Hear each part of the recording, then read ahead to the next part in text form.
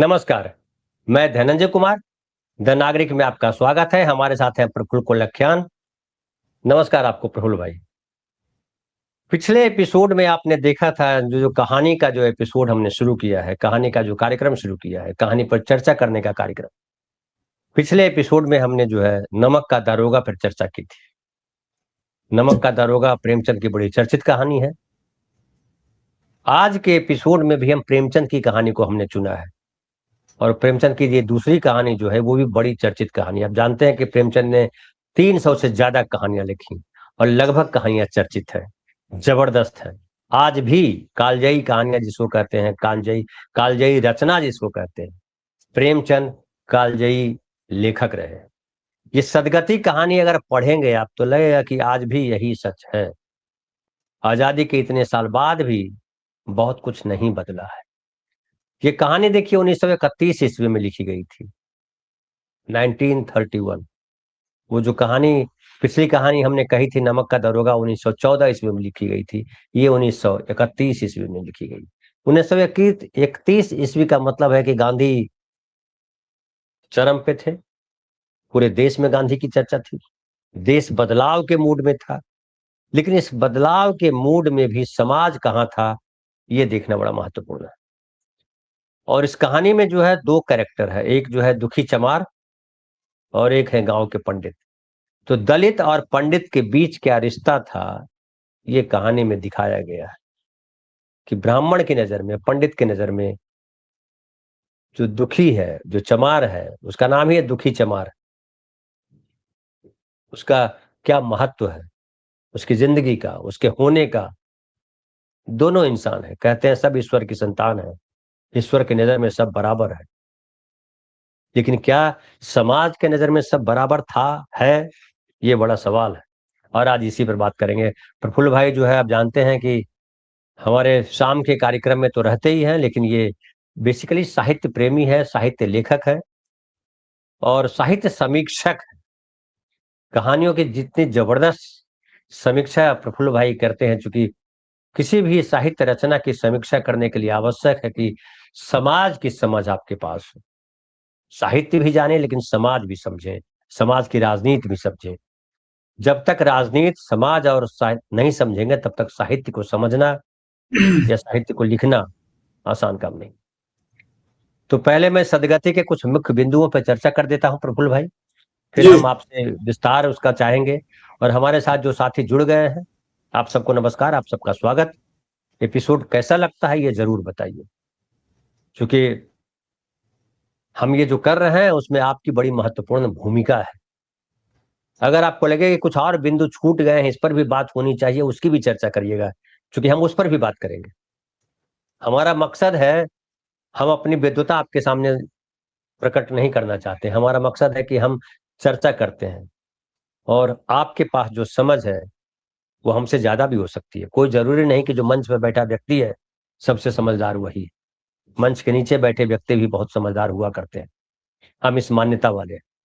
कहानी में देखिए ये है कि शुरुआत देखिए इस तरीके से है कि जो दुखी चमार है वो अपने घर के बाहर झाड़ू लगा रहा है। उसकी पत्नी, उसका नाम देखिए झुरिया है। प्रेमचंद नाम भी अलग अलग रखते थे, एकदम अलग किस्म के रखते थे। दुखी चमार, हमारे गांव में दुखन राम थे प्रफुल्ल भाई, एक दुखन राम। राम यानी जी। कहार हमारे यहाँ होते हैं। राम यानी, चमार को भी राम कहते हैं और कहार भी सरनेम लगाते हैं राम। तो दुखी दुखन राम हमारे गांव में थे, हमारे घर के बगल में। तो ये दुखी चमार थे, और वो उनकी पत्नी झुरिया आती है, और वो घर को गोबर से लीप रही थी। दोनों अपने अपने काम से फुर्सत पा चुके थे।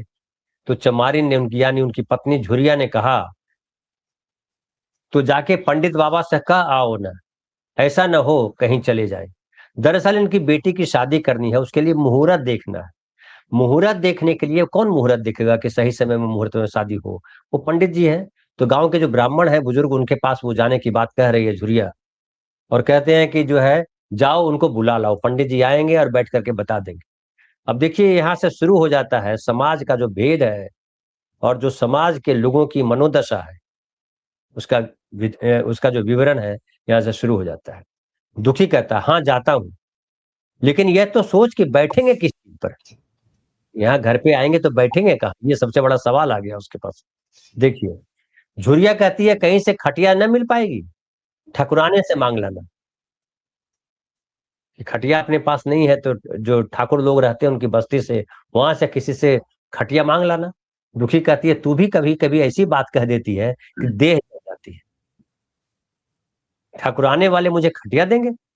आग तक तो घर से निकलती नहीं, खटिया देंगे? कैथाने में जाकर एक लोटा पानी मांगू तो न मिले। अब कैथाने भी देखिए, जो नए पाठक है उनके लिए अलग शब्द है, कैथाने मतलब क्या होता है, तो प्रफुल्ल भाई बताएंगे। और कैथाने वाले जो मुझे जानकारी है वो मैं बता दूं कि कायस्थ क्या जो कि जो बैठक होती है उसको कैथाने बोलते हैं, कायस्थ लोग से जुड़ा हुआ है वो। कहते हैं, भला खटिया कौन देगा, हमारे उपले सेठे भूसा लकड़ी थोड़े ही है, जो चाहे उठा के ले जाए। मतलब जो दुखी चमार के जो उपले है, गोबर है, जो भूसा है, जो लकड़ी है, जो उसका सामान है, यानी उसका सामान तो जो चाहे उठा के ले जाए, लेकिन दूसरे का सामान ये थोड़े उठा के ला सकता है। और उसके बाद जो है दुखी जरा चिंतित होकर कहता है कि हाँ ये बात तो है, महुए के पत्ते तोड़कर एक पत्तल बना लूं तो ठीक हो जाए। पत्तल में बड़े बड़े आदमी खाते हैं, वो पवित्र है, ला तो डंडा पत्ते तोड़कर ला दूं। तो पत्ता जो है पवित्र है, लेकिन ये दुखी चमार पवित्र नहीं है जी। और उसके बाद झुरिया जो है आगे कहती है वगैरह वगैरह। और झुरिया कहती है कि गोंड की लड़की को लेकर शाह की दुकान से सब चीजें ले आना। ये भी बड़ा महत्वपूर्ण है। जो ब्राह्मण बाबा आएंगे उनको सीधा भी तो देना होगा, तो सीधा देना होगा तो तुम मत छूना उसको, बोल रहा। देखिए डायलॉग देखिए, झुरिया कहती है कि गोंड की लड़की को, गोंड एक जाति है, उसकी लड़की को लेकर शाह के, जो पिछड़े समाज, पिछड़ी जाति है वो दलित नहीं है, पिछड़ी जाति है। तो झूरी कहती है कि गोंड की लड़की को लेकर शाह की दुकान से सब चीजें ले आना, सीधा भरपूर हो, शेर भर आटा, आधा सेर चावल, पाव भर दाल, आधा पाव घी, नून, हल्दी, और पत्तल में एक किनारे 4 आने पैसे रख देना। गोंड की लड़की न मिले तो भुर्जिन के हाथ पैर जोड़कर ले आना। तो कुछ मत छूना, नहीं तो गजब हो जाएगा। जी प्रफुल्ल भाई, जी। ये जो है दो दृश्य इसमें है। एक तो कि उसके घर बुलाना है, और घर कैसे आएंगे, बैठेंगे कहाँ से, कैसे, और कहाँ से सामान लाए, और दूसरा सीधा देने की बात है जी। देखिए, कहानी तो आपने उसके प्रारंभ को बहुत अच्छे ढंग से नरेट किया है। सभी श्रोताओं को भी नमस्कार, प्रणाम, और आपको भी। लेकिन मैं एक अनुरोध शुरू में ही कर देना चाहता हूं, जो लोग इसमें रुचि रख रहे हैं, क्योंकि प्रेमचंद को पढ़ना आजादी के आंदोलन के मानवीय तत्व से गुजरना है। मानवीय संदर्भ हमारे जितने भी होते हैं उसको हम, और आजादी के आंदोलन के स्वरूप और आकांक्षा को हम समझ ही नहीं सकते हैं अगर हमने प्रेमचंद को ठीक से नहीं पढ़ा। ये ठीक है कि आजादी का आंदोलन प्रेमचंद की कहानी से नहीं निकला है, लेकिन प्रेमचंद की कहानी भी आजादी के आंदोलन से नहीं निकली है। लेकिन इरादा यह है कि समानांतर दोनों अपनी अपनी दिशाओं में चलती है। प्रेमचंद ने कहा था, हमने पिछली बार चर्चा की थी, कि साहित्य का काम सिर्फ मनोरंजन नहीं। तो सिर्फ मनोरंजन में क्या होता है? धनंजय सर, आप फिल्मी दुनिया के आदमी, आप जानते हैं, जो रचना अपने समाप्ति के बाद समाप्त हो जाए वह रचना, उसका वो मनोरंजक रचना है। लेकिन जो रचनाएं अपनी समाप्ति के बाद भी आपके मन में चलती रहे और एक नई कथा रचती रहे, वह सिर्फ मनोरंजक कहानियां नहीं है, वो सृजनात्मक कहानियां। सृजनात्मक इसलिए नहीं कहते हैं कि हम उसका सृजन करते हैं, सृजनात्मक इसलिए कहते हैं कि वह कहानी अपने पाठकों के अंदर में एक नई भावधारा का सृजन करती है, एक नई विचारधारा का प्रस्फुटन करती है। भावधारा और विचारधारा दोनों साथ मिलकर चलते हैं। तो ये है। इसलिए अब हम सदगति पर आज मुख्य रूप से याद बात करेंगे, लेकिन हम आपको याद दिलाना चाहें कि सदगति को आप पढ़ते हैं तो आपको ठाकुर का कुआं भी पढ़ना चाहिए, कि सदगति 1931 में लिखी गई थी, ठाकुर का कुआं 1932 में, और कफन 1936 में, और सबके बाद उसी संदर्भ में गोदान लिखा गया था 1936 में, और गोदान में इन तीनों रचनाकारों का समय भी समाहित है। तो वह कौन सा दौर था, और उन सभी कहानी में। और एक बात और कहूं कि उस समय में प्रेमचंद ने 1936 में कहा भी था कि साहित्य में मनुष्य का शराफत का पैमाना, उसको नापने का तरीका यह नहीं होता है कि आदमी कितना अमीर है और कितना गरीब है, बल्कि यह कि उसमें आदमियत कितनी है वो अमीरी और गरीबी से नहीं, आदमियत से उसके बड़प्पन को नापना चाहिए। लेकिन अब ये सवाल गोदान में भी अलग ढंग से उठाया गया है, जहां धनिया कहती है कि अपनी जगह पर है तो है, हम क्या करें। लेकिन इस कहानी की जो स्थिति है, इस कहानी पर फिल्म भी बन चुकी है और सत्यजीत राय ने बहुत फिल्म बनाई है, और फिल्म भी कालजयी फिल्म है। तो फिल्म जो कालजयी हम कहते हैं तो इसका मतलब क्या होता है? रामचंद्र शुक्ल कहते हैं कि हर युग परिवर्तन के साथ जनता की चित्तवृत्ति में परिवर्तन होता है। तो लगातार चित्तवृत्तियों में, लगातार लोगों के कंसेप्ट में, लोगों की अवधारणाओं में, आकांक्षाओं में लगातार जितना भी परिवर्तन होता रहे, उन सभी परिवर्तनों के साथ जो कहानी प्रासंगिक बनी रहती है, जो रचना प्रासंगिक बनी रहती है, उसे हम कालजयी कहते हैं। रामायण महाभारत के विभिन्न प्रसंग इसलिए कालजयी हैं कि हमारे जीवन के, तब के जीवन को भी परिभाषित करते थे कोई न किसी कोने से, और आज के जीवन को भी परिभाषित करते हैं। उसमें जो बाकी बचा हुआ स्पेस है, उसमें प्रेमचंद जैसे रचनाकारों और भी बहुत सारे रचनाकार हैं, जयशंकर प्रसाद हैं, बहुत सारे लोग हैं जो, लेकिन प्रेमचंद के समय मुख्य विमर्श ये, राजनीति में विमर्श ये था। सदगति कहानी पर आता हूं तुरंत, लेकिन आपको सिर्फ यह ध्यान दिला दूं कि सदगति के लिखे जाने तक के समय में हरिजन और दलित का द्वंद्व काफी जबरदस्त उभर चुका था राजनीति में। बाबा साहब जहां दलित शब्द पर जोर दे रहे थे, गांधी जी उसे हरिजन शब्द से नरम कर रहे थे, और वो एक अलग तरह की बात है। तो दलित और हरिजन के विमर्श को भी ध्यान में रखें। लेकिन प्रेमचंद दलित विमर्श के साथ जाते हैं वहां भी। उनमें हाँ, ये हो सकता है कि आज के दलित विमर्श के हिसाब से कुछ त्रुटियां हों, कुछ सुझाव हों, कुछ अभाव उनको दिखे, लेकिन यह कहना कि प्रेमचंद, जिन पर गांधीवादी होने का आरोप है, अपनी रचना में कहीं भी हरिजन शब्दावली का प्रभाव उनकी रचना पर नहीं है, बल्कि दलित शब्दावली का प्रभाव है। उस पीड़ा की तीक्ष्णता ही उसको दलित बोध तक ले जाती है। तो मैं ये कह रहा था कि अब हम इस कहानी पर चर्चा करते हैं। इस कहानी की समस्या शुरू कहां से होती है? इस कहानी की समस्या शुरू होती है एक पारंपरिक, अपनी जो कस्टमरीज है, जो हमारी परंपराएं हैं। तो बेटी की शादी है। अब बेटी की शादी कहते हैं हर इंसान के लिए, हर आदमी के लिए, चाहे वो किसी का भी हो, बहुत ही भावुक क्षण होता है।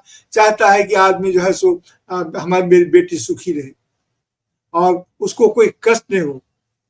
आपको गाना याद होगा, बलराज शाहनी पर फिल्म आया गया गीत है, बाबुल की दुआएं लेती जा, जी उस घर से भी दुख दूर रहे, उस घर से भी दुख दूर रहे जिस घर से तेरा द्वार लगे।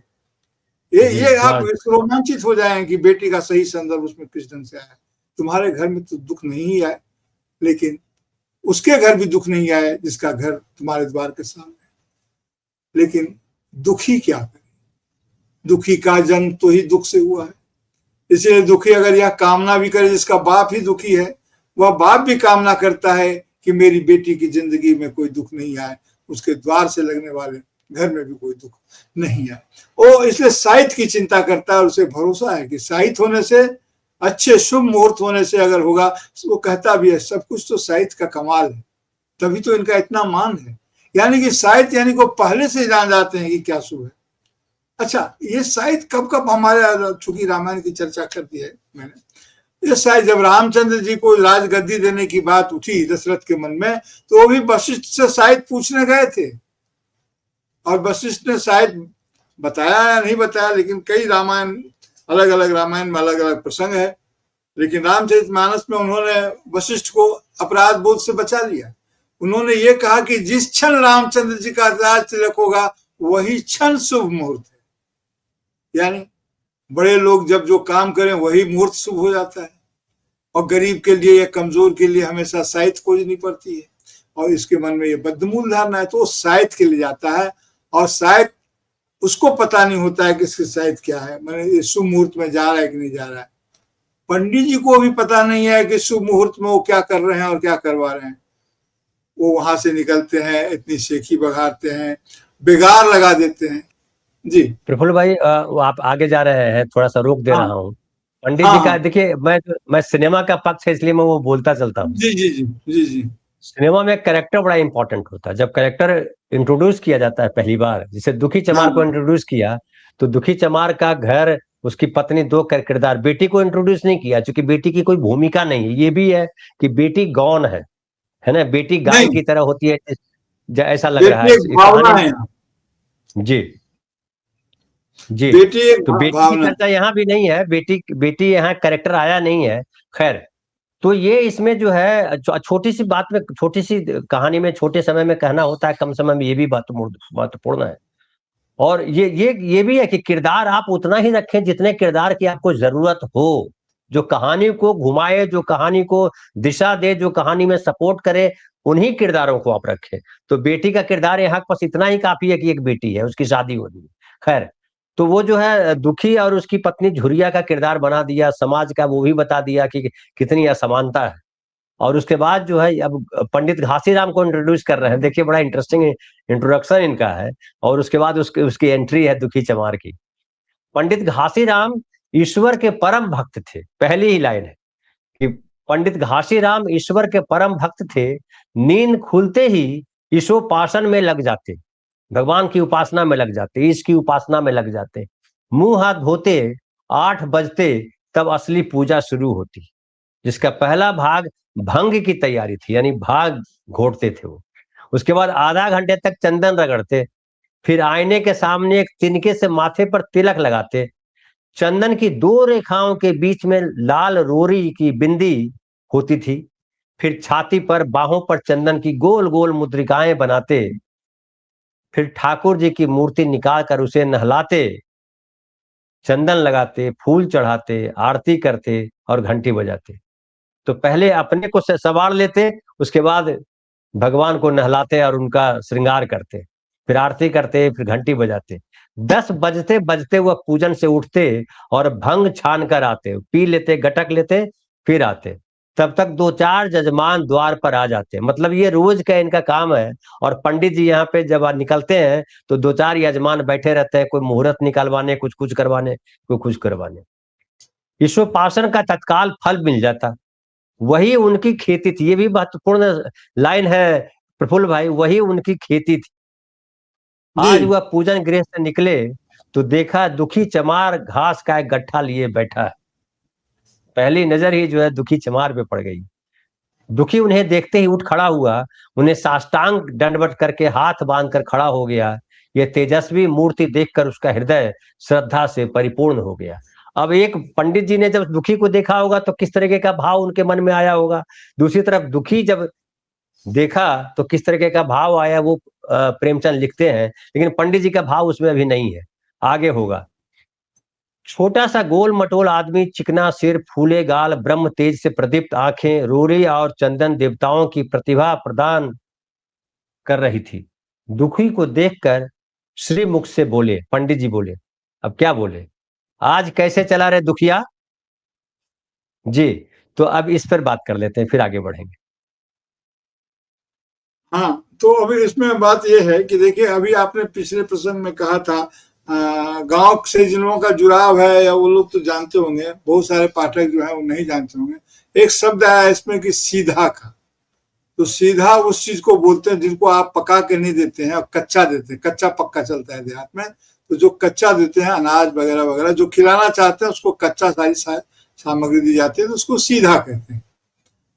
एक प्रसंग में आपके सवाल में पर मैं बताता हूँ प्रेमचंद के बारे में। प्रेमचंद के बारे में मेरे बहुत सारे एक्सपीरियंस है। मैं मिला नहीं हूँ लेकिन एक्सपीरियंसेस हैं, बाद में बताऊंगा। अभी एक बार अभी बता देता हूँ। मैं दक्षिण भारत गया था, कोच्चि में। कोच्चि विश्वविद्यालय में मुझे बुलाया गया था। यूजीसी का स्पॉन्सर्ड एक प्रोग्राम था, और वहाँ के डीन थे अरविंदाक्षन जी। तो 1 सप्ताह के लिए उन्होंने मुझे बुलाया था रिफ्रेशर कोर्स में, रिसोर्स पर्सन के रूप में। तो बातचीत में उन्होंने कहा कि मुझे हम लोगों को रेणु पसंद नहीं आते हैं, लेकिन प्रेमचंद हमको बहुत पसंद आते हैं। मैंने कहा क्यों? रेणु तो उनसे अच्छे रचनाकार हैं, अगली पीढ़ी के हैं, तो महत्व तो प्रेमचंद का ज्यादा है, लेकिन अच्छा तो रेणु, प्रासंगिक रेणु अधिक होंगे। तो उन्होंने कहा नहीं, उनकी भाषा समझ में नहीं आती, आंचलिक भाषा है। हमने कहा ये आपकी समस्या है। हम साहित्य को किसी एक रचनाकार की भाषा, प्रेमचंद जिस परंपरा से आते हैं उस परंपरा की भाषा से उनको सीमित नहीं कर सकते। आप राजभाषा की बात कर रहे हैं, आप राजभाषा जानते हैं, हिंदी भाषा को नहीं जानते। हिंदी भाषा का क्षेत्र काफी विस्तृत है। बहरहाल, तो मैं ये कह रहा हूँ कि प्रेमचंद जिस प्रसंग से आए थे, उन्होंने कहा, और देखिए प्रेमचंद जात के कैस्ट थे। इसका जिक्र इसलिए करना जरूरी है कि प्रेमचंद पर आज के जमाने में बहुत सारे लोग बोलते हैं कि उनके पात्र, निगेटिव पात्र कास्ट नहीं हुआ करते हैं। मैं जरा खोलकर ही बोल रहा हूं, और इसकी लोग आरोप लगाते हैं, लेकिन प्रेमचंद ने यहाँ कैथाने का जिक्र करके वह बात बता दिया है कि इस मामले में सभी एक जैसे थे। हालांकि कास्तों का बाद में यह था कि उन्हें पंचम व शूद्र से भी नीचे उनको गिना जाए। जब इधर लाभ हुआ तो वो पंचम वर्ण अपने आप को कहते थे। अब इसके संपूर्णानंद वगैरह वगैरह बहुत सारे लोग थे जो कोर्ट वगैरह में भी गए। खैर छोड़े उस प्रसंग को, लेकिन प्रेमचंद ने किसी तरह से उस ढंग का विचार नहीं किया। अब वो जो बोलते कहाँ चला रे दुखिया, देखिए कहानी पर जब हम बात करते हैं ना धनंजय सर, तो बहुत सारी चीजें दिमाग में आती है। आपको बताएं चाइनीज भाषा में बहुत सारे शब्द, बहुत सारी वाक्य संरचना नहीं होती है, वो कहने के ही स्टाइल से उसका अर्थ निकलता है। अच्छा अच्छा अच्छा, तो वो जो चाइनीज बोलते हैं वो टोन में ही उनका अर्थ होता है कि वो पूरी बात समाहित रहती है कहते कैसे हैं। अब ये देखिए कि आप तो फिल्म को जो है कहाँ चला रे दुखिया, यानी कि वो जानते हैं कि दुखिया अपने किसी स्वार्थ के कारण आया है, उनके बेगार का बहुत काम नहीं आ रहा है।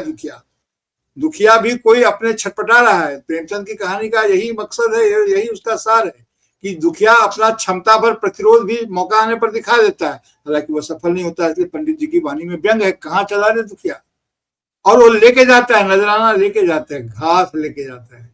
और जब उनको पंडित जी को जब उसकी तरफ ध्यान नहीं देते हैं या उनका इशारा व्यंग्यात्मक बना रहता है, तो घूस के तौर पर घासीराम के दरबार में घास को रखना, घूस के तौर पर घासीराम के दरबार में घास को रखना, घास दिखा करके प्रेमचंद के पात्र दुखी वहां पर गाय को नहीं बल्कि पंडित जी को घास की तरफ आकृष्ट करता है और उसके बाद संपर्क बनता है। जी जी।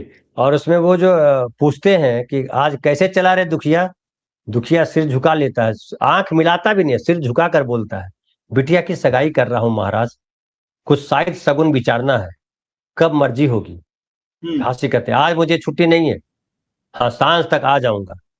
दुखी कहता है नहीं महाराज, जल्दी मर्जी हो जा, सब सामान ठीक करके आया हूं, ये घास कहाँ रख दूं। घासी कहते हैं कि इस गाय के सामने डाल दे और जरा झाड़ू लेकर द्वार तो साफ कर दे, ये बैठक भी कई दिन से लीपी नहीं गई है, उसी भी गोबर से लीप दे, तब तक मैं भोजन कर लूं, फिर जरा आराम करके चलूंगा। हाँ ये लकड़ी भी चीर देना, खलिहान में 4 खांची भूसा पड़ा है, उसे भी उठा लाना और भुसौली में रख देना। तो मतलब इससे घर के काम तो अंदर के काम नहीं करा सकते हैं, लेकिन बाहर के काम इसको तमाम सौंप दिए। इनको ये भी पता है कि हमको ये कुछ बहुत पैसे तो देने वाला नहीं है, कोई उपहार तो देने वाला नहीं है, तो ये क्या करेगा, ये इसके पास शरीर है, शरीर से काम करेगा। उसके बाद दुखी जो है फौरन हुक्म की तालीम करने में लग गया। द्वार पर झाड़ू लगाई, बैठक को गोबर से लीपा, तब तक 12 बज गए। पंडित जी भोजन करने चले गए। बड़ा इंटरेस्टिंग लाइन है ये, पंडित जी भोजन करने चले गए। दुखी ने सुबह से कुछ नहीं खाया था, उसे भी जोर की भूख लगी, पर वहां खाने को क्या धरा था। घर यहां से मील भर था, मील भर दूर था, मतलब वहां खाने चला जाए तो पंडित जी बिगड़ जाए। बेचारे ने भूख दबाई और लकड़ी फाड़ने लगा। उसके बाद आगे चल करके है कि वो जो है वो सोचा कि जाकर के थोड़ी चिलम पी लेते हैं, खाना तो खाया नहीं, तो चिलम पी लेते हैं, शायद थोड़ा सा जो है ताकत आ जाए। और वो गांव में जो एक गोड़ रहता था उसके पास वो गया, और उसके पास सोचा उसने कि जरूर उसके पास तो चिलम और तमाकू होगा, और वहां जाकर के तो उसने तंबाकू भी दे दी और चिलम भी दे दी।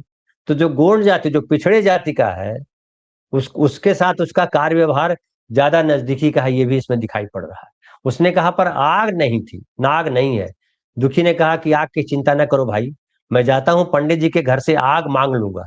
अभी भी बड़ा दिलचस्प प्रसंग है, इसलिए मैंने इसको आपके सामने रखना चाहता हूँ, ये भी जी विश्लेषण जी करने वाला प्रसंग। पंडित जी के घर से आग मांग लूंगा, वहां तो अभी रसोई बन रही थी। यह कहता हुआ वहां वह दोनों चीजें लेकर चला आया और पंडित जी के घर में बरौठे के द्वार पर खड़ा होकर बोला, मालिक रच के आग मिल जाए तो चिलम पी ले। मतलब जरा आग मिल जाए तो चिलम पी ले। पंडित जी रच भोजन कर के रहे थे। आग, रच के आग है। जी रच के आग, जी वो आप डिफाइन कर दीजिएगा उसको। पंडित जी भोजन कर रहे थे, पंडिताइन ने पूछा ये आदमी, ये कौन आदमी आग मांग रहा है, क्योंकि पंडिताइन से मिला नहीं था। पंडित जी कहते अरे वही ससुरा दुखिया चमार है, कहा कहा है थोड़ी सी लकड़ी चीर दे, आग तो है दे दो। पंडिताइन भवे चढ़ाकर बोली, तुम्हें तो जैसे पोथी पत्रों के फेर में धर्म कर्म किसी बात की सुधी नहीं रही। चमार हो, धोबी हो, पासी हो, मुंह उठाए घर में चला आता है। ये सब दलित है, चमार भी दलित है, धोबी भी दलित है, पासी भी दलित है। हिंदू का घर न हुआ कोई सराय हुई, यानी चमार, धोबी, पासी हिंदू नहीं थे। कह दो दाढ़ी जार से चला जाए, लो इस लुआठे से, नहीं तो इस लुआठे से मुंह झुलस दूंगी, आग मांगने चले हैं। और उसके बाद जो है पंडित जी की आपस में बात हो रही है, पंडित पंडिताइन की, ये बाहर खड़ा हुआ है। दुखी के कानों में इन बातों की भनक पड़ रही थी, पछता रहा था, नाहक आया। सच तो कहती है पंडिताइन, पंडित के घर में चमार कैसे चलाया। तो ये मनोदशा, एक उधर पंडिताइन पंडित का संवाद और इधर इसके भीतर स्वतः से संवाद, ये भी समाज का जो है जो गंदा रूप है, वो किस तरह से आत्मसात किया हुआ है दलित समाज ने, वो इसमें दिखता है। सच तो कहती है, पंडित के घर में चमार कैसे चला है।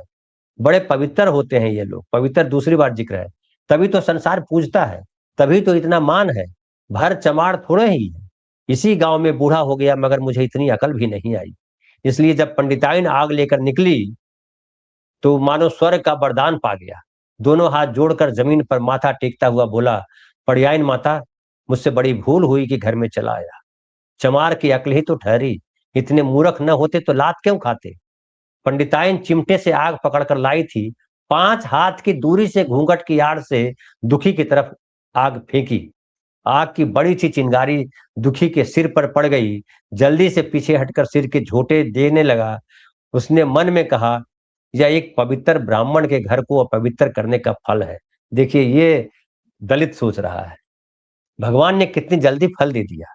इसी से तो संसार पंडितों से डरता है और सबके रुपए मारे जाते हैं, ब्राह्मण के रुपए भला कोई मार तो ले। घर भर का सत्यानाश हो जाए, पांव गलगल कर गिरने लगे। तो पंडिताइन ने आग दिए और उससे जल गया, तो भी इसके मन में ये भाव आ रहा है। जी प्रफुल्ल भाई। जी देखिए, वो जो रच के आग दिए हैं, आग के कई स्वरूप होते हैं। आग अलग अलग स्वरूप में, आग की अभ्यर्थना अलग अलग ढंग से होती है।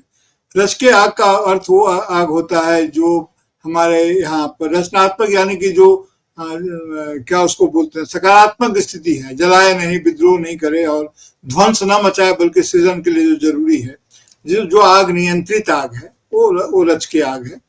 तो वो कहते हैं, हम लोग के यहाँ देहात में मुहावरा चलता है कि अपने आग पानी से कोई नहीं निभता है। यानी कि पानी भी सार्वजनिक स्थल से लेना होता है, आग भी सामान्यतः जो घर के बड़े आदि पुरुष जो होते हैं, घर के बड़े लोग होते हैं, बड़ा परिवार में कई भाइयों के जो बड़े भाई होते हैं, उसके घर में चूल्हा जलती है। उसके बाद वहां से सब लोग आग देते हैं और पंडित जी का यह लक्ष्य होता था कि वह ध्यान में रखें कि किसके घर में चूल्हा नहीं जला है। ये घर से धुआं उठने का मतलब यह था कि उस घर की स्थिति सामान्य है, स्वाभाविक है। इसलिए नागार्जुन की कविता को याद कीजिए, जब वो कहते हैं कि बहुत दिनों के बाद घर से उठा धुआं, तो ये धुआं इस बात की सूचना कि हाँ, घर में सब कुछ ठीक ठाक है।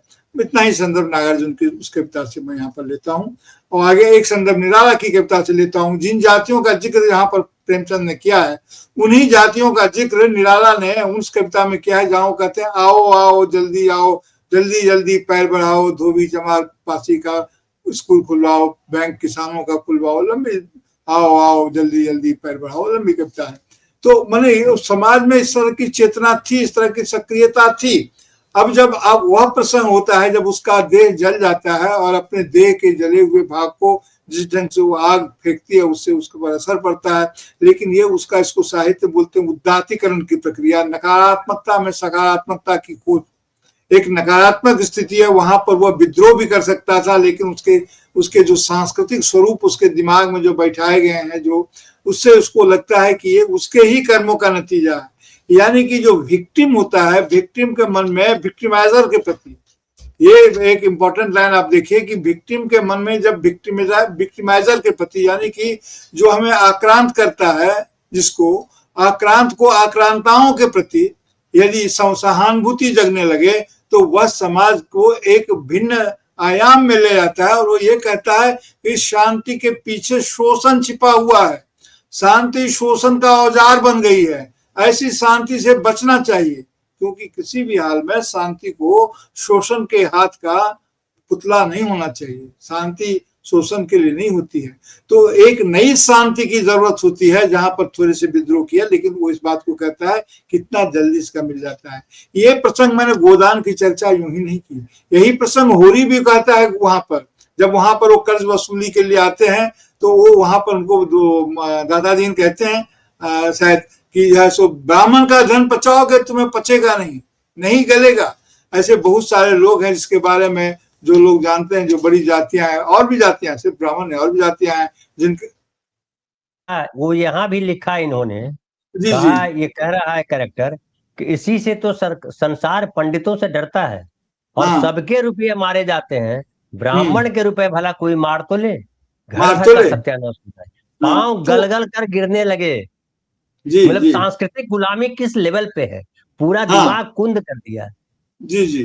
तो ये जो धर्म है, मैं जो कहता कि शांति को शोषण का औजार, धर्म को शोषण का औजार यदि बनाया जाता है तो जो नतीजे होते हैं हमारे समाज में है। अच्छा, ब्राह्मण ही अगर ब्राह्मण चोरी करे तो, अभी राम मंदिर का केस बहुत ज्वलंत है, उसमें उनको डर नहीं लगता है। तो प्रेमचंद ने इसकी खबर अलग अलग कहानियों में अलग अलग ढंग से ली है। तो धर्म और अर्थनीति का, आर्थिक गतिविधियों का किस प्रकार से मिलान होता है और अंत में सब कुछ आर्थिक प्रक्रियाओं पर चली जाती है, सब कुछ पैसा कमाई के लिए उठकर चला जाता है और उसकी उसी बात से उसका फैसला होता है। तो प्रेमचंद इस कहानी में अपने ढंग से यहाँ पर ये बात उसको कह दिया है। और अभी तक जो दुखी है वह अपने मनोस्थिति में विद्रोही नहीं है, न लाचार है, और न कोई बहुत ये दिख रहा है भूखा है, भूख उसको लगी है, भूख पानी अनाज कुछ नहीं मिल रहा है, लेकिन वो अभी भी संघर्ष कर रहा है, अभी भी उस व्यवस्था के साथ लगा हुआ है, अभी भी कॉम्प्लायंस करके शांति को शोषण के हथियार बनाने से, उस शोषण में से अपने लिए कुछ पोषण की तलाश में अभी भी लगा हुआ है, अभी भी उसे भरोसा है। जी आगे कहानी। जी आगे ये है कि जब पंडित जी खाना खा करके उठे तो पत्नी से कहा कि चमरवा को भी कुछ खाने को दे दो, बेचारा कब से काम कर रहा है, भूखा होगा। और उस पर जो है पंडिताइन ने कहा, पंडित जी ने पूछा कि कुछ रोटी बची है? पंडिताइन ने कहा 2-4 बच जाएंगी। पंडित बोला 2-4 रोटी में क्या होगा, चमार है, कम से कम शेर भर चढ़ा जाएगा। पंडिताइन कानों पर हाथ रख के बोली, अरे बाप रे, शेर भर? तो फिर रहने दो। पंडित जी ने अब शेर बनकर कहा, कुछ भूसी चोकर हो तो आटे में मिलाकर दो, लिट्टा ठोक दो, साले का पेट भर जाएगा। पतली रोटियां से इन नीचों का पेट नहीं भरता, इन्हें तो ज्वार का लिट्टा चाहिए। समाज का सोच उस समय देखिए क्या था। खैर, उसको खाने को नहीं मिलता है, वो जो है दुखी जो है माथे का पसीना पोंछ कर गोंड के पास गया कि वहां पर पानी पी करके आ जाए वगैरह वगैरह। उसके बाद जो है गोंड उससे पूछता है, वो चिलम जो पीने गया था, तो आग लेने गया था चिलम के लिए, तो चिलम पीते समय तो गोंड पूछता, कुछ खाने को मिला कि काम ही कराना जानते हैं, जाके मांगते क्यों नहीं? दुखी कहता, कैसे बात करते हो चिखुरी, ब्राह्मण की रोटी हमको पचेगी? गोंड कहता, पचने को तो पच जाएगी, पहले मिले तो। मूंछों पर ताव देकर भोजन किया और आराम से सोए, तुम्हें लकड़ी फाड़ने का हुक्म लगा दिया। जमींदार भी कुछ खाने को देता है, हाकिम भी बिगाड़ लेता है तो थोड़ी बहुत मजूरी देता है, या उनसे भी बढ़ गए, उन पर धर्मात्मा बनते हैं। दुखी धीरे धीरे बोलो, दुखी कहता कि धीरे धीरे बोलो भाई, कहीं सुन ले तो आफत आ जाए। तो ये गोंड जो है, ये भी है कि एक जो जो पिछड़ी जाति का आदमी है वो रिएक्ट करता है, भले लड़ने ना चला जाए लेकिन रिएक्ट कर रहा है, वो गोंड रिएक्ट कर रहा है। लेकिन दलित जो है वो कह रहा है कि धीरे धीरे बोलो भाई, कहीं सुन ले तो फिर आफत आ जाएगी। और उसके बाद फिर वो जो है जाता है, कुल्हाड़ी से मार रहा है, कुल्हाड़ी मार रहा है, लकड़ी फाड़ रहा है, भूसा रख रहा है, वगैरह वगैरह वगैरह। और आखिर में है उसमें कि एक एक चोट वज्र की तरह पड़ती थी, आधा घंटे तक वो इसी उन्माद की दशा में हाथ चलाता रहा, यहाँ तक कि लकड़ी बीच से फट गई। जो लकड़ी फाड़ने का काम दिया था, लकड़ी को फाड़ दिया। दुखी के हाथ से कुल्हाड़ी छिटक कर गिर पड़ी, इसके साथ हुआ भी चक्कर खाकर गिर पड़ा, क्योंकि दिन भर का भूखा प्यासा, उसका भूखा प्यासा थका हुआ शरीर जवाब दे गया और वो गिर गया वहीं। उसके पंडित जी आए, पंडित जी ने आवाज लगाई, उठ के 2-4 हाथ और लगा दे, पतली पतली चेलियां हो जाए। जो लकड़ी फाड़ा था उसने, दुखी न उठा। पंडित जी ने अब उसे दिक करना उचित न समझा, भीतर आकर बूटी छाने यानी फिर भांग पी उन्होंने, शौच गया, स्नान किया और पंडिताई बाना पहनकर बाहर निकले। दुखी अब तक वहीं पड़ा हुआ था, जोर से पुकारा, अरे क्या पड़े ही रहोगे दुखी, चलो तुम्हारे ही घर चल रहा हूं, सब सामान ठीक ठाक है ना? मतलब सारा काम जब कर दिया तो उन्होंने कहा चलो अब चलते हैं तुम्हारे यहाँ, और फिर बूटी पी लेते। ये नशा वाला जिक्र दोबारा आता है। उसके बाद जो है दुखी फिर उठ न सका और आवाज वगैरह लगाई और पता चला कि वो मर गया। उसके बाद जो है पंडिताइन ने शांत होकर कहा, होगा क्या, चमरौने में कहलवा भेजो कि मुर्दा उठा ले जाए। जी, तो ये मर गया। उसके पहले का जो प्रसंग है, जहां उसने जो है लकड़ी ये लकड़ी चीरता हुआ वो जो है गिर जाता है और पंडित जी आते हैं और वो सारा उसको बोलते हैं। लेकिन उसके पहले जो गोंड वाला जो प्रसंग है, जो चिलम लेकर के आया आग जलने के बाद, गोंड जो उसको कहता है, इसमें भी समाज के वर्गों का अंतर दिखाई पड़ता है प्रफुल्ल भाई, कि गोंड जो है वो रिएक्ट कर रहा है। वो कह रहा है कि जो है पचने को तो पच जाएगी, पहले मिले तो मूंछों पर ताव देकर भोजन किया और आराम से सोए, तुम्हें लकड़ी फाड़ने का हुक्म लगा दिया। जमींदार भी कुछ खाने को देता है, हाकिम भी बेकार बेगाड़ लेता है तो थोड़ी बहुत मजूरी लेता है। ये उनसे भी बढ़ गए, उस पर से धर्मात्मा कहते हैं खुद को। और ये बोलता है धीरे धीरे बोलो भाई, कहीं सुन ले तो आफत आ जाए। जी, तो ये पिछड़ा और दलित का भी फर्क है। जी बिल्कुल, ये पिछड़ा और दलित का भी फर्क है। वहां पर दलित की चेतना उतनी आगे बढ़ी हुई नहीं है, लेकिन पिछड़ा क्योंकि चेतना आगे बढ़ती है तुलना से, और दलित तुलना की स्थिति में नहीं आते हैं। जैसे कि ओबीसी की उस समय की चेतना के स्तर की मैं बात कर रहा हूँ, जैसे कि वो जमींदारों और दूसरे लोगों से तुलना कर रहा है गोंड जो है, और इसलिए वो इस निष्कर्ष पर पहुंचा है कि ये निकृष्ट है। जो शोषक में भी जो बढ़िया है, जो कम थोड़ा मानवीय है, और जो पूरा अमानवीय हो गया है, दोनों में फर्क करता है। जिसके पास धर्म की जितनी बड़ी थाती है वो उतना बड़ा शोषक है। अन्य जो जमींदार होते हैं वो धर्म पुरुष नहीं है, जो दूसरे लोग हैं वो धर्म पुरुष नहीं है, लेकिन जो धर्माधिकारी खुद हैं, जो न्याय नैतिकता धर्म का निर्णय करते हैं, वे मनमाना ढंग से इसका इस्तेमाल करते हैं और वे अधिक शोषक हैं। इस बात को दिखलाया है। ये ठीक है कि हम दलित को जो लकड़ी था लकड़ी फाड़ दिया और वो तमाम चीजें हैं, लेकिन इस कहानी को मैं, अगर आपकी इजाजत हो तो मेरा समकालीन इतिहास के प्रसंग में देखूंगा कि, और देखना चाहूंगा कि ये लकड़ी क्या था, ये लकड़ी की गांठ क्या थी। आप जानते हैं कि देहात में लकड़ी में जहां पर गांठ होता है उसको गांठ को चीरना बहुत मुश्किल होता है और सिर्फ जलावन के काम ही आ सकता है। तो गांठ क्या थी, मैं आपसे निवेदन करूं, वो गांठ थी 1930 की महामंदी। पूरी दुनिया में महामंदी छाई हुई थी। उस महामंदी के दौर की यह कहानी है। वो ऐसी गांठ बनी थी जिसको तोड़े बिना संभव नहीं था, जिसको तोड़ने के बाद बहुत सारे दुनिया के बहुत सारे देशों की आजादी की पटकथाएं उससे निकली, और उसको जो है सो श्रम शक्ति को इन्होंने तोड़ने में लगा दिया। वह उस लकड़ी को तोड़ तो दिया, महामंदी के गांठ को, भारतीय अर्थव्यवस्था में जो गांठ बनी थी उसको श्रमजीवी जातियों ने तोड़ तो दिया, अपने तरीके से फाड़ तो दिया, लेकिन इसके साथ ही उसका भी सर्वनाश हो गया, इसके साथ ही वह मर गया। आजादी का आंदोलन सफल तो हो गया, डेस्टिनी स्ट्रैच तो हो गया, आजादी के आंदोलन, आजादी के नेताओं ने भारत को सौभाग्य से मिलाने की आकांक्षा तो व्यक्त कर दी, लेकिन दलितों गरीबों की स्थिति वही की वही बनी रही। उसके औजार भी छिटक करके गिर गए और वह खुद भी वहां पर गिर गया। तो इस कहानी का जो प्रतीक संदेश है वो यह है कि महामंदी को उस समय में, जिस महामंदी के समापन से द्वितीय विश्व युद्ध के बाद विश्व युद्ध निकला था, उसके बाद भारत जैसे देश आजाद तो हो गए, लकड़ी तो फट गई, लेकिन लकड़ी को फाड़ने वाली जो ताकत थी वो, उसका औजार भी छिटक गया और वह खुद भी मौत के गर्त में चला गया। और ये इस कहानी का एक कहानी से बाहर जा करके, और लेकिन कहानी के संदर्भ को प्रतीकित ढंग से याद किया जा सकता है, और यही वो प्रसंग है जो इस रचना को हम जाने अनजाने कालजयी स्वरूप देता है। इसकी जो सचेतनता है वो हमारे अंदर काल की वह प्रक्रिया सक्रिय करती है। जी, इसमें एक और बात प्रफुल्ल भाई, कि 1932 ईस्वी में पूना पैक्ट हुआ था जी, और ये 1931 की कहानी है। तो पूना पैक्ट वाला जो पूरा प्रकरण है वो चल रहा है। ये आपने जो बात कही गांठ वाली, और वो उसका हथियार भी बिखर गया, वो खुद भी गिर के मर गया, कुल्हाड़ी भी चली गई, वो भी मर गया। वो बड़ा अच्छा आपने विश्लेषण दिया वहां पे। खैर, उसके आगे समय भी हो गया। ठाकुर का कुआं 1932 में लिखा गया था जी, और उसके पहले प्रेमचंद ने जमाना में एक टिप्पणी थी इसी शीर्षक से, उसमें भी कुआं की वही घटना थी जिसको प्रेमचंद का नोट था। अखबार, प्रेमचंद पत्रकार भी थे आपकी तरह, तो उन्होंने वो अपना एक रिपोर्ट किया था और उसके बाद वो कहानी लिखी 32 में। जी जी। तो उसके बाद, उसके मरने के बाद जो है, जब ये होता है कि गांव भर में खबर हो गई, पूरे में ब्राह्मणों की ही बस्ती थी, केवल एक घर गोंड का था। लोगों ने इधर का रास्ता छोड़ दिया, कुएं का रास्ता उधर से ही था, पानी कैसे भरा जाए, चमार की लाश के पास से होकर पानी भरने कौन जाए। सारे ब्राह्मणों का घर था, इसलिए ब्राह्मण कैसे निकले।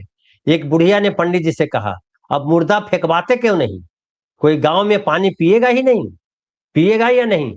इधर गोंड ने चमरौने में जाकर, देखिए ये भी इंटरेस्टिंग है कि वो जो हम्म। है, जो गोंड है, जो पिछड़ी जाति का आदमी है, वो चमर टोली में गया, चमरौने यानी चमर टोली, चमार का जो टोली है जहां बस्ती है, वहां गया, और वहां सबको क्या किया, भड़काया उसने। क्या कहा, खबरदार, मुर्दा उठाने मत जाना, अभी की तहकीकात होगी। दिल लगी है कि एक गरीब की जान ले ली, पंडित जी होंगे, अपने घर के होंगे, लाश उठाओगे तो तुम भी पकड़े जाओगे। इसके बाद ही पंडित जी पहुंचे, पर चमरौने का कोई आदमी लाश उठा लाने को तैयार न हुआ। तो ये उस स्थिति उस समय भी पिछड़े की थी। तो पिछड़े जो है वो इधर भी जाते थे, लेकिन उनकी चिढ़ ही इसमें दिखाई पड़ती है कि पिछड़े उनसे क्या, उस समय जब कहानी लिख रहे थे, उस समय समाज की जो स्थिति थी, पिछड़े सवर्णों से रस करते थे, लड़ते थे। हाँ बिल्कुल लड़ते थे पिछड़े जो, क्योंकि यही देखिए यही अंतर है कि दलित और आदिवासी दो ऐसे प्रसंग हैं जिनकी स्थिति पूरे देश में एक जैसी है, लेकिन ये पिछड़े जिनको बोलते हैं, ये जो ओबीसी क्लास आज के शब्दावली में है, ये पूरे देश में इनकी हर जगह एक जैसी स्थिति नहीं है। आर्थिक स्थिति और वर्चस्व की स्थिति में कह रहा हूं, सामाजिक स्थिति में वही है। तो ये इस बात का इस्तेमाल करते थे, कहने सुनने में अप्रिय लगेगा लेकिन कहना जरूरी है, अगर हम प्रेमचंद को पढ़ना चाहते हैं तो कोई इसे अन्यथा न ले। यह जो शक्ति है वह एक तरह से गांधीवादी शक्ति है। ये असहयोग, विरोध नहीं, असहयोग का आह्वान कर रहा है कि कोई मत जाना, शोषण को, असहयोग। तो कई पाठकों को आपको बुरा लग सकता है, लेकिन सच्चाई यही है, सच्चाई यही है। जो देखे देखे देखिए प्रफुल्ल भाई, नहीं उससे क्या फर्क पड़ता, लेकिन नहीं नहीं नहीं नहीं नहीं, उसका भी है कि जब गंदगी जम जाती है ना पैर में, तो बियाई फट जाती है तलवे में, और बियाई को करने के लिए दवाई लगाने से पहले अगर रगड़ के साफ करना पड़ता है, तो दर्द तो होगा, लेकिन दर्द का मतलब होता है इलाज हो रहा है, वो दर्द होना भी जरूरी है। आप इंसान बनो, जाति के खांचे में बैठ के रहोगे, जी खत्म हो जाओ। इंसान बनो, जी, इसलिए दर्द होने दीजिए, उसकी चिंता मत कीजिए। बिल्कुल उसी मकसद से मैंने कहा कि एक गांधीवादी औजार है जो वहां आता है, जो असहयोग का आह्वान करता है कि वहां मत बहुत जाना, सही, बहुत असहयोग सही, करना। असहयोग का तो आह्वान है, ये जी गांधीवादी तरीका है, बिल्कुल सही है। जी खैर, जी, तो आधी ये रात उस, तक रोना पीटना। जी जी हाँ, कुछ और बोल रहे हैं। मैं इसको कंप्लीट करूं, वो गांधीवादी असहयोग है। और यहीं पर हरिजन और हरिजन और दलित का द्वंद है, क्योंकि ये जो दुखी है ये हरिजन है कि दलित है, अपनी किस पहचान को करे।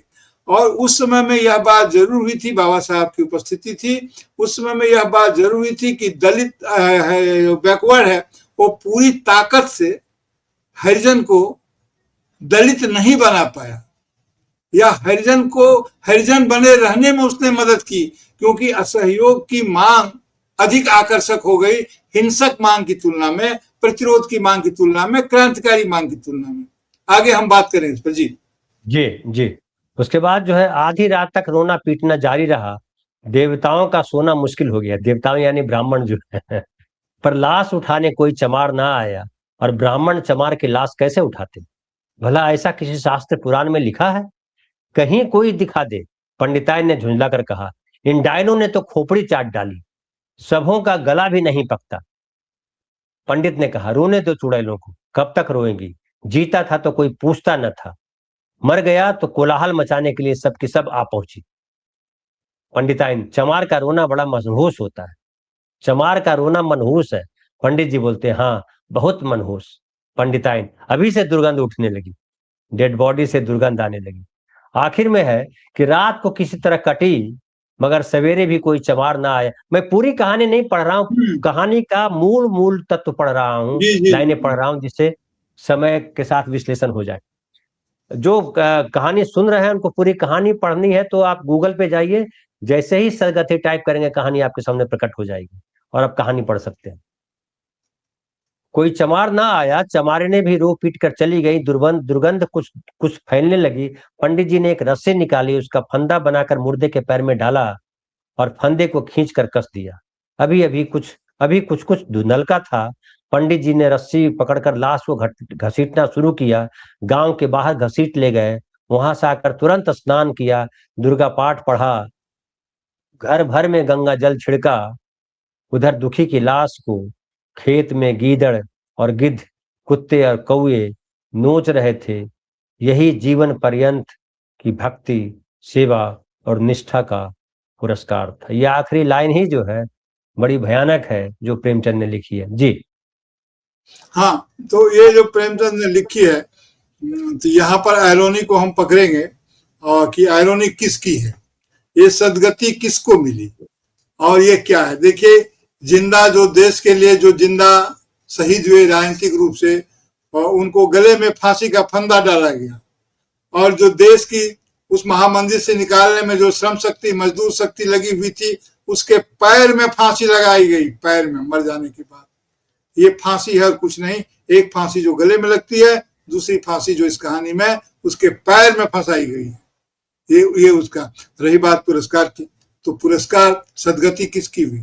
सदगति पंडित जी की हुई, क्योंकि पंडित जी, पुलिस का मामला होता, अदालत होता, जिसकी आकांक्षा थी, रोल ऑफ स्टेट, जिसकी आकांक्षा उस गोंड को थी, और जिस आकांक्षा का जागरण उन्होंने दलित समाज में किया था, कभी इसकी जांच होगी, तहकीकात होगा, वह सब कुछ नहीं हुआ। कहानी इस बात की ताकीद नहीं करती है। तो जो स्टेट का रोल है, वह हमेशा बड़े लोगों के पक्ष में उपस्थित होकर और कई बार अनुपस्थित होकर, जैसे हमारे संसद में होता है कि कई बार आप सरकारी पक्ष को बिल को पास कराने में उपस्थित होकर के मदद करते हैं, वोट दे करके, और कई बार अनुपस्थित होकर भी मदद कर देते हैं। उसी प्रकार स्टेट उपस्थित होकर कई बार और कई बार अनुपस्थित होकर मदद कर देती है। उसकी कोई जांच नहीं हुई, जिसका आश्वासन, जिसका भरोसा गोंड को था, और जिस भरोसे को उसने दलित समाज यानी चमरोदे उनके गांव तक पहुंचाया था, तो वो जांच नहीं हुई। और ये जो जांच नहीं हुई, ये पंडित जी की सदगति हुई। पंडित जी इससे निकले और ये उनकी व्यवस्था चल रही है, उसकी तो दुर्गति ही हुई। बहुत सारे आलोचक इसकी व्याख्या करते हैं कि उसको स्वर्ग मिला, उसकी सदगति हुई। इसको व्यंग यहाँ पर प्रेमचंद ने किया है। मैं माफी के साथ कहना चाहता हूं, प्रेमचंद ने यहाँ सदगति उस व्यवस्था की है, जो व्यवस्था दूसरों की दुर्गति करने पर हमेशा से आमादा रही है। पंडित जी को सदगति मिल गई, अच्छी गति मिल गई, जीवन उनका वैसे ही चला, तो कोई जांच पड़ताल नहीं हुआ, स्टेट उनके विरुद्ध नहीं खड़ा हुआ, स्टेट गरीबों के पक्ष में नहीं खड़ा हुआ, तब भी नहीं, अब भी नहीं। इसलिए मैं इसे ये कहता हूं कि आधी रात को आजादी तो मिल गई, आधी रात तक रुआसा होता रहा, आधी रात को बहुत कुछ होता है, आधी रात एक मुहावरा है, लेकिन वह दूर नहीं हुआ। लकड़ी भी फट गया, लेकिन लकड़ी को फाड़ने वाले का औजार छिटक गया, खुद मर गया, बेहोश हो गया, और अंत में उसके पैर में फांसी लगा करके उसको किनारे कर दिया गया। व्यवस्था, स्टेट खामोश रहा। इसलिए इस स्टेट के खिलाफ है। प्रेमचंद की इस कहानी में क्या, धीरे धीरे गांधीवाद से वो सर्वहारा की तरफ प्रेमचंद बढ़ रहे थे, यह सवाल मैं पाठकों के लिए छोड़ता हूं, और जरूरत होगी तो अगली किसी कहानी पर चर्चा करते समय, क्योंकि वह प्रेमचंद का अपना तत्व है, तो प्रेमचंद के तत्व पर यह बात करूंगा कि मार्क्सवाद और गांधीवाद के टकराव में प्रेमचंद जा किधर रहे थे। प्रेमचंद इसलिए महत्वपूर्ण है कि प्रेमचंद ने खुद को अतिक्रांत किया है, प्रेमचंद ने खुद को तोड़ा है, किसी जिद पर, रचनात्मकता किसी जिद पर नहीं टिकी है। तो फिर अगली कहानी में अगर बात करेंगे तो बात करेंगे कि अगर ये सदगति है, तो जैसा मैंने कहा, ये सदगति किसकी है? ये सदगति उस बड़े समाज के, उनको मिली सदगति, उनको मिला। 500 सारी लोगों को।